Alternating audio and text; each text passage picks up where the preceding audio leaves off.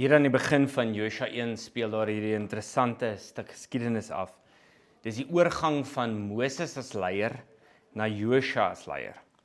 En wat opvallend hiervan is die eintlike groot bydrae wat Moses gelewer het.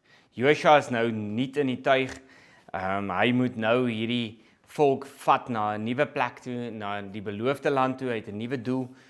Maar eintlik is Moses hier die fokus, alhoewel die opdrag aan Josua gemaak word. Moses, sal julle onthou, was eintlik iemand wat die Here geroep het daar by die braambos al om die mense te gaan verlos uit Egipte.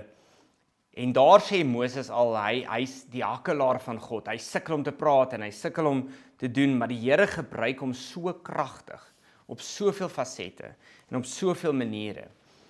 Om die volk op die einde van die dag uit te lei uit Egipte uit.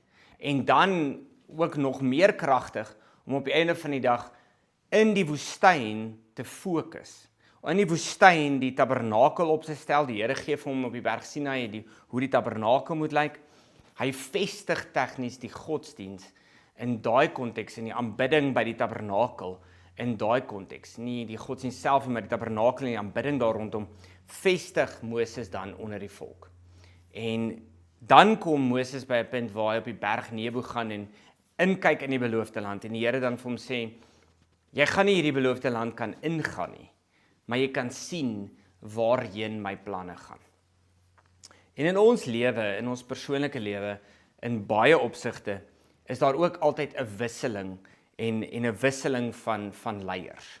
En dis belangrike beginsels en belangrike momente ook in ons lewe. En wat dan in Josua gebeur is, Josua word dan die nuwe leier. Josua is die leier wat vir 'n ander doel geroep is as Moses. Moses se doel was die uitlei uit Egipte, die fokus van die vestiging van die dinge rondom die tabernakel en die godsdienstige gebruike.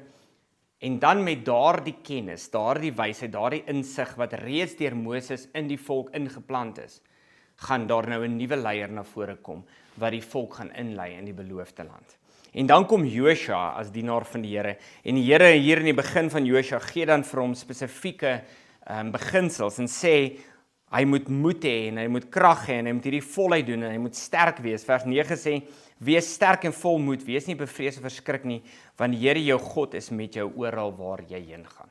So op die einde van die dag is dit dieselfde God wat Moses en Josua roep, wat Moses en Josua stuur, maar dis 'n nuwe doel waarmee Josua dan die beloofde land ingaan. Dis 'n nuwe fokus, 'n nuwe perspektief waarmee Josua dan gaan werk. Hy moet 'n ander doel verwesenlik as wat Moses verwesenlik. Dis nie dat Moses weggegooi word deur die Here nie, dis nie dat hulle nie albei 'n verhouding het met die Here nie, albei het 'n sterk verhouding met die Here, maar op die einde van die dag is daar 'n tydperk wat Moses se tyd verby is, maar wat Josua se tyd aanbreek met 'n ander doel en 'n ander fokus. Kom deel gerus saam met ons hierdie Sondag in hierdie perspektief van een God wat lei en wat op die einde van die dag besig is om sy mense te vorm en maar verskillende leiers gebruik om daai doel te verwesenlik. Deel met jou vriende, ek sien julle Sondag in die erediens.